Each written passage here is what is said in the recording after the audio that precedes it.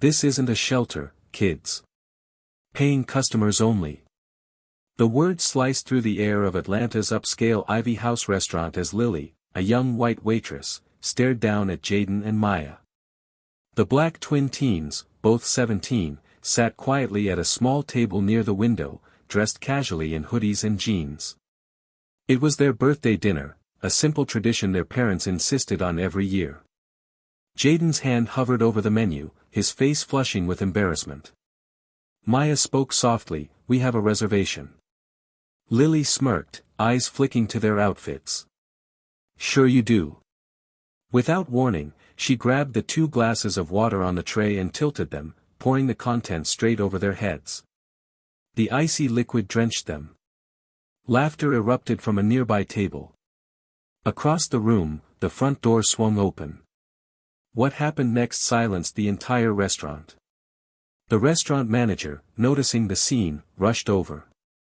"What's going on?" he barked, eyeing the soaked teenagers. Lily shrugged. "They're loitering." "Solve the problem." Customers whispered, some pulling out phones. Maya's eyes burned as she wiped water from her face. Jaden clenched his jaw, fighting back anger.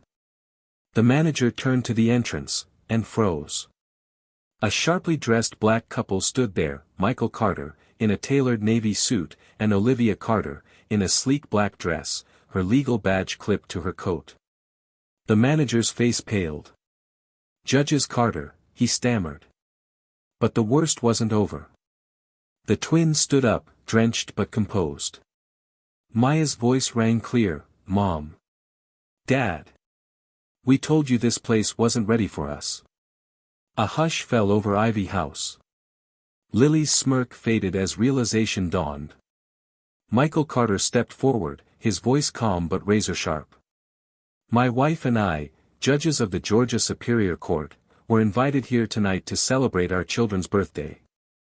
Olivia added, cool and steady, "and to finalize Ivy House's legal counsel renewal, or termination." The manager's eyes widened in panic. Lily stumbled backward, her face drained of color.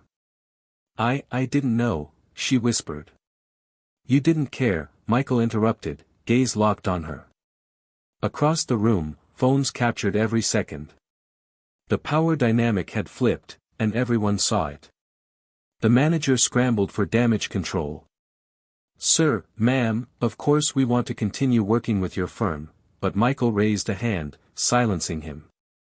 "Our firm only represents establishments that respect dignity, regardless of age, color, or clothing." He pulled a sealed envelope from his suit pocket and placed it on the manager's podium. "Our legal representation ends tonight."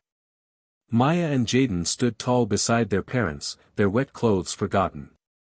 Whispers rippled through the room as the envelope sat there like a final verdict. Lily's hands trembled. She'd made a mistake no apology could fix. Without another word, the Carter family turned toward the door. Their steps were calm, composed, powerful. At their empty table, 2 glasses remained, half full, ice melting slowly onto the polished wood. Behind them, customers gawked, whispers blending with the faint clink of silverware. The envelope remained unopened, but its message echoed louder than any argument. Outside, Michael paused, glancing back once. "We don't raise our voices," he said softly to Maya and Jaden. "We raise the standard." And with that, the family disappeared into the quiet Atlanta night, leaving behind a restaurant, and its reputation, drenched in consequences. Jaden and Maya didn't need to shout or fight to prove their worth. Their parents, Judges Michael and Olivia Carter, reminded everyone that dignity speaks loudest in silence, and that ignorance has consequences. Sometimes, respect isn't demanded. It simply walks in, and the room changes. If you've ever been underestimated for your skin, your age, or your background, remember, your presence is your power. If this racist story made you reflect, don't forget to like, comment, and subscribe so more stories like this can reach the people who need to hear them.